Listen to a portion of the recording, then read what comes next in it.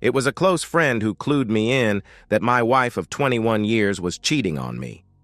My buddy Bruce called me at work to tell me that he had just seen my wife Libby walking hand in hand into a cheap hotel on the outskirts of our town. He said he took some pictures on his phone. Of course, I didn't believe it at first. I figured there had to be a logical explanation for her going into the hotel room with another man in the middle of the day when she was supposed to be working.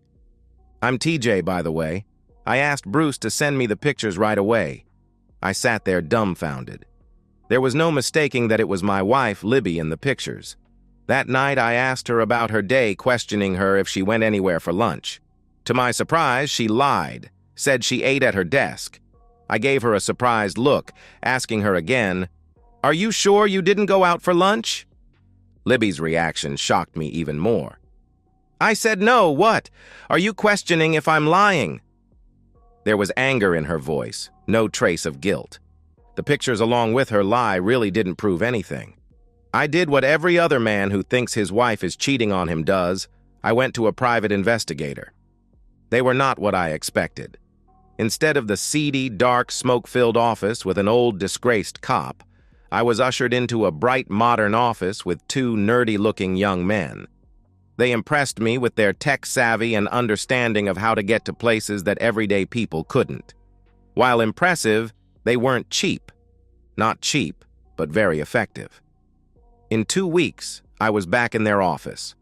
A folder was pushed across the table that contained a full report that contained pictures and videos. It detailed my wife's affairs with two different men, one with a salesman at her work and the second with a mechanic who she met working on her car. She had been with the salesman, Dan Calhoun, for over a year, and the mechanic, Henry Chambers, for just a few months. With the evidence in hand, my next stop was a divorce attorney. Had this been a one-time thing, I might have been able to forgive her, but cheating on me for over a year was too much. There were several transcripts in the report from her liaisons with the salesman that indicated he was not her first affair.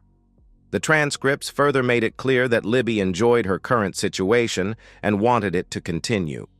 She liked having the security and stability of the life I've provided for her, but also loved being with other men. She worked, but it was my business that provided our good way of life. Our son and daughter were away at Big Ten colleges thanks to the money I made. My visit with the divorce lawyer was an eye-opener at the very least. I quickly learned that divorce laws have no interest in who the cheating party is. They are set up to make sure the man gets screwed in every way possible. Yes, that is just my editorial, but the lawyer agreed. I left the lawyer's office angry and depressed. My next problem shouldn't have been a problem, but given my wife's actions, I was depressed about that too. I had a meeting with my business accountant, Jerry. Jerry was going to explain the big success that was looming for my business. We had 3 new accounts that were going to push the business worth over $10 million. Jerry stopped halfway through his presentation. I don't get it. I'm telling you that all your hard work has finally paid off, making you a rich person, and you look like you're about to kick my back. I swallowed hard and told Jerry my sad story of Libby cheating on me and how the lawyer told me that not only would she get half of everything, but I would probably have to liquidate the company to pay her off. That didn't count the monthly alimony payments she would get to continue to be with her lovers. The only saving grace was the kids were out of the house. Oh, the house. She would get that too. Jerry gave me his condolences and suggested we postpone our meeting until I was in a better frame of mind. Jerry packed up and went back to his office. My afternoon in the office was completely unproductive till late in the day when Jerry called. TJ, can you swing by my office on the way home? I have an idea. Anything to prolong facing Libby was preferable. Jerry ushered me into his office and closed the door. First, I need to ask you some questions. You've always told me that Libby has very little interest in your business. Is that still correct? I nodded, confused about where he was going. Then I'm going to assume that she has no idea that the value of your company is about to go through the roof? That's right. I've never talked to her much about the business, and we really haven't done much talking lately. Where are you going with this? Jerry put up his hand. Just bear with me, I'm almost there. Last thing, She doesn't know that you know she is cheating on you, right? Right. I haven't confronted her and haven't said a word. Okay, divorce is your solution, he replied. Have you not been listening? The lawyer said I would be at a significant disadvantage in a divorce. No, you get a disadvantage if you confront her and divorce her. You're going to divorce her and get her to agree to your terms. How the hell am I going to do that? Blackmail her with the photos and video. With all the money at stake, she won't care. You're thinking about this wrong. She's going to agree because she won't know what is actually happening. Have you ever heard of a tax divorce? I looked at him confused, shaking my head. It was a thing a few years ago. Couples would get a divorce at the end of the year for tax purposes. There was a flood of these tax divorces in December for couples where they both worked, but one made considerably more than the other. It could save some couples enough to take an expensive trip where they would get married again. The government has closed off most of those loopholes, but I'm betting your wife doesn't know a lot about tax law. I don't know, Jerry. Several times in the transcripts, she states that she doesn't want a divorce. She just wants to have men on the side. She likes the life I provide for her. She even talked about quitting her job to have more time to fool around. That's even better. We'll use her greed against her. You tell her that your business is about to expand, but it is going to have substantial tax consequences. You tell her you may have to take a few more out-of-town trips, but she would be able to quit her job a short time. She will see that she could have the best of all worlds for her. More time to mess around and more money. Tell her I've proposed this tax divorce with the payoff being a trip to Hawaii for the remarriage and a lot more money. Is that legal? I asked. Of course it is legal. We draw up the paperwork with fair terms, but with you keeping your business and no alimony. Let me get to work on a draft. I will get back to you in a couple of days. It will work, I promise. You must keep it under wraps that you know about her cheating. We don't want her getting suspicious of your motives. That might be the hardest part, I thought to myself. It was hard not to show my contempt for Libby. I almost lost it when she told me she was going to have to start working late on Tuesdays and Thursdays. The private investigator's report showed that she was with the mechanic on Tuesdays and the salesman on Thursdays. I was a little sarcastic, but kept my cool. A week later, Jerry had the paperwork ready. He gave me a report to give Libby that would show how much we would save. It also pointed out the details that we would have to execute to make the savings happen, like putting the house in Libby's name only. I was just glad it was Wednesday when I was going to have my talk. I didn't think I could hold it together if I knew that she had just been with one of her boyfriends. I was seated at the kitchen table with 3 folders on the table when she walked in. Honey, we need to talk. I knew those words would get her attention. The pale, shocked look on her face told me I was right. Libby looked at the folders with fear. Is there something wrong? She asked with her voice trembling. I picked up the first folder and opened it. No. This a good thing, but I want you to hear me out before you say anything. My company has been doing well, but is about to do even better. You know I have been able to provide for our family well, but always had to keep putting the bulk of the profits back into the business. We are on the verge that all paying off. The problem is the tax ramifications. Working with my accountant, he has found a way that we can save about $50,000. Libby's eyes lit up. 50,000? We don't have to do anything illegal, do we? No, he said it is perfectly legal and a lot of people do it. Okay, TJ, quit dancing around. What are you talking about? I pulled out the second folder. It's called a tax divorce. Libby gasped. Just hear me out. A lot of people do this. It rectifies the marriage penalty. In our case, the new revenue will bring a big penalty. Jerry said that many of his clients get divorced in December, then with the money they save, they take an exotic vacation in January to get remarried. They did change some of the rules that you have to stay divorced for 6 months, otherwise it is fraud. Jerry threw that in just in case she Googled tax divorce, because that was a new stipulation by the government. Libby had a shocked look on her face. I had to go into damage control now. We would only be divorced on paper. Jerry did say that we might have to stay divorced the entire year to receive the tax benefits the second year, which could be substantial. I'm going to have to work a few more hours and take a few more trips, but it is going to pay off for the company and us. You could probably even quit your job. There are a few details we would have to work out. I could see the wheels turning in her head. I knew exactly what she was thinking. More money and more time for her to be with her boyfriends. "What is in the details?" she asked. "We actually have to get divorced." I picked up the third folder. "We will have to do a split of our assets. I will do a quick claim deed to you for the house and then split our bank accounts. I will switch all the utilities into your name but have the payments come out of my account. Nothing will change, but we will have more money." Libby had a strange look on her face and then started to talk. I quickly stopped her by taking a poke at her. "Look, I know how much our marriage means to you. We don't have to do this. We can just pay the extra in taxes." I knew I had her at that point. "No, I think it's a good idea. I don't like the idea of us getting divorced, but if it is just on paper, it will be worth it." I tried hard to suppress my smirk. "I don't want to rush you on this decision, but Jerry said we have to move fast to make this work. We must sign the petition and these authorizations, and he will do the rest. Jerry said you need to read through it before you sign it. I do have a trip starting this Friday and going through the weekend."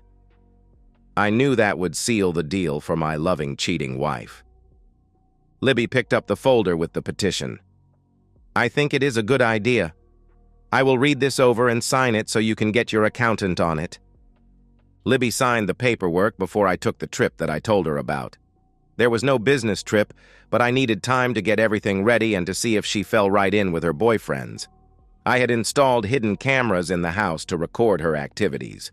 True to her nature, the mechanic was with her on my bed an hour after I left. The divorce went through just as planned, with little changing in our life, other than a complete end to our intimate life. Libby asked about it a couple of times, but I always blamed it on the stress of the job and the new accounts. She didn't push it as she was getting all she needed from her two boyfriends. I was keeping tabs on Libby and her activities in our bedroom. Not that I wanted to see her with other men. I had become immune to that.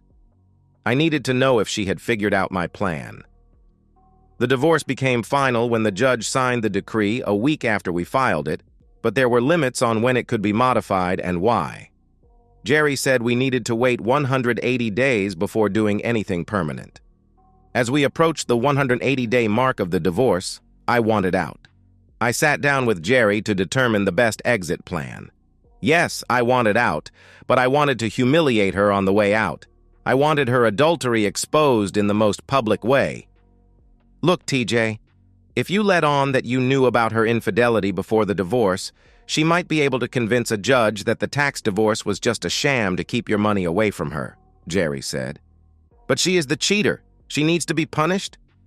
"You don't want to take that chance, do you? This will be easy. You catch her in bed with either one of her guys and move out. Take some pictures so she can't deny it. With that evidence alone, you say you're done with her and just don't get remarried." I jumped up. "And she gets away with cheating on me." "I wouldn't call it getting away with it. She lost all interest in your company, you don't have to pay alimony, and most of all, you're free of her." "No. There has to be a way to burn her that doesn't jeopardize the tax divorce." Jerry put up his hand. "Wait, you have plenty of video of her messing around after the divorce, right?" I nodded. "You used that to publicly announce that you are not getting remarried. Cut off the utilities to the house and stop her money flow. You drop a bomb on her lovers to their wives and just sit back and watch the fireworks. I can say I discovered her cheating after the divorce and still torture. TJ, this would be a good time to cut her off. We have the first of those 3 big contracts coming in. You're about to be very wealthy. My suggestion is to find a place to live and then move out. Leave her hanging for a week or so, then drop the bomb on her. You need to figure out if you are going to clue your kids in on what's going on. They are the hard part of the equation. When they hear of her deception, I think they will be on my side. She had preached to them about honesty and fidelity constantly as they grew up. She made a big deal to our daughter by ratting her out to her then-boyfriend about going to a concert with another boy. As Libby told her, dishonesty in a relationship means the death of that relationship. Jerry chuckled. Damn, what a hypocrite. I think you're right that your daughter will hate her when she finds out. One last thing. You know there is nothing paperwork-wise you need to do to cut ties with Libby. Everything's done, you're not married, and the order is final now. Quit paying her bills to the house that you don't own, and you're done. I concluded my meeting with Jerry, intent on starting my split with Libby. I had already been looking for a place to live and had a nice apartment that I was just waiting to pull the trigger on. I would be ready to move out of my former house in a week. It was important for me that I meet with both of my children before the bomb dropped. Both were living in their college towns taking summer classes. My son, Derek, was quick to jump on my side. He was very angry with what his mother had done and was doing, but agreed not to say anything to her till I moved out. Jennifer, my daughter, wasn't as quick to convince. Her problem was that she couldn't believe that her mother would do such a thing. She didn't believe that her mother would cheat on me given all her preaching about honesty and fidelity. I hated to do it, but I came prepared. I showed my daughter enough of the evidence to prove her mother's deception. Once she saw the videos, she became very angry. Jennifer wanted to confront her mother herself. It was all I could do to convince her to keep silent till after I moved out of the house. Once back in town, the news was very good. The second contract was about to hit, and I signed the lease on my new apartment. The furniture would be delivered in 2 days. I would start dropping bombs in 2 days. The first thing would be to move out of the house. I accomplished that simply enough while Libby was at work. With the help of a rental truck and some buddies, I took everything from the house that I wanted. I took no furniture, only my keepsakes, my toys, tools, and clothes. I did remove the cameras that I placed around the house. Libby had gotten so used to me not being around that she didn't notice that I had left for several days. It was part 2 of my plan that caused her to notice that my things were gone. My second part of the plan was to bomb her lovers. The wives of both the mechanic and the salesman got untraceable emails with video files showing their husbands with Libby. I felt bad for the pain these families were going to encounter, but I didn't start this, but I would finish it. 30 minutes after I sent the emails to the wives, Libby called, leaving me a message to call her. She assumed I was still out of town. That evening, the calls became more frantic, and she realized that my clothes and other things were gone. I continued to ignore her calls and texts. Both of my children called, telling me that their mother had called in a panic wanting to know if they had heard from me. Both covered for me, saying they hadn't talked to me in some time. They each tried to get her to tell them what was going on, but she gave up no information. She wouldn't even tell them why she was looking for me. I let her wait 2 more days with no contact. Even though it was Thursday, I figured she would be home alone after the bombs I dropped on her 2 lovers. Oh my God, TJ. What are you doing knocking on the front door of your own house, and where have you been? I've been calling you for days. No, Libby. This is your house. You have sole title after our divorce. May I come in? Yes, of course, come in. What is all this nonsense you are talking about? We need to talk about when we are getting remarried. I'm tired of all this game we are playing with this fake divorce. Good. That's what I want to talk about too. Our divorce is very real and very legal. You seem to be taking full advantage of it too.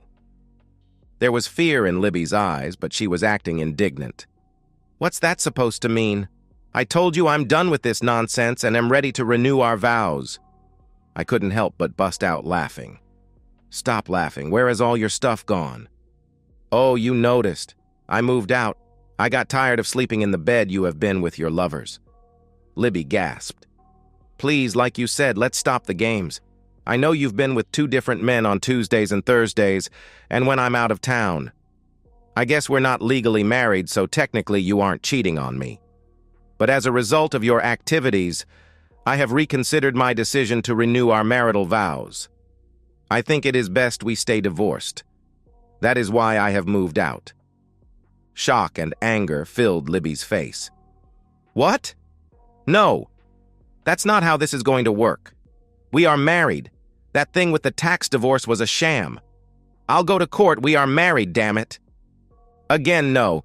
It is very legal you signed it in front of the judge. I guess you could claim that you committed a fraud upon the court, but that would be a crime. I won't support you admitting to a crime. Forget that. I know what you are up to. Somehow you found out about me and Dan, and you concocted this whole tax divorce scheme to cheat me out of my share of your company. Well, it won't work. Oh my God, Libby. Are you telling me that you were cheating on me while we were married? You damn well know I was. I know it was you who tipped off their wives. I hope you're happy. You ruined 2 marriages with your little anonymous emails.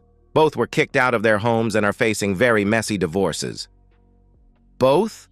Oh my God, there are 2? You were cheating on me with 2 men. Be that as it may, our divorce is legal. You are welcome to spend all the money you have to try to get it set aside, but I believe you are wasting your money. You might want to figure out what you are going to tell our kids about your cheating. I think they are very disappointed in you. You son of a blip, you told them, didn't you? Why the hell did you have to do that? I don't know what you are so upset about. I had to tell them why we are not getting remarried. Stop this nonsense. We are married and we are going to stay that way. That stuff with Dan and Tim is over. It didn't mean anything. I love you. Look, I know I made some mistakes, but I want to do whatever I can to be the best wife I can be. Libby, that's great. I'm so glad you see what you did was wrong. Your next husband will benefit from your experience. By the way, I haven't told your parents. I'll let you tell them unless you want me to do that too. My mom was shocked. She didn't believe you were such a cheating woman. I had to show her some of the tamer videos to get her to believe me. She did want me to tell you you're not welcome for Thanksgiving or Christmas or really anything. She said something about slapping your face if she ever saw you again. Libby babbled on about me throwing our marriage away and begging me to give her another chance. I left the house with her crying and cursing at me at the same time. Libby did try to get the divorce decree set aside. Upon failure of that, she sued to modify the divorce conditions. It was comical watching her in open court arguing to the judge that I knew she was with 2 men for a year before the divorce, and that I concocted the tax divorce to cheat her out of her share of my money. It seemed that she forgot that her parents and our kids were in the courtroom when she made these statements. When the judge ruled against her, he lectured her about cheating and blaming others for her own problems. After hearing that her parents confronted her about her cheating with 2 men while we were married. Apparently, she told them I was leaving her for another woman and trying to cheat her out of my business. It ended with her mom slapping Libby's face. Libby turned to Jennifer and Derek, who turned their back on their mother. None of them wanted anything to do with her after the hearing. And so, we've reached the end of today's story. Was it what you expected, or did it take a twist you didn't see coming? I'm curious to hear your thoughts. Share them in the comments below, and let's get a conversation going. If this story kept you hooked, make sure to hit that like button. And if you're new here or just haven't subscribed yet, now's the perfect time to join our community. I bring you fresh, captivating stories every day, so click that subscribe button and turn on notifications so you never miss out. Thanks for watching, and I'll see you in the next one.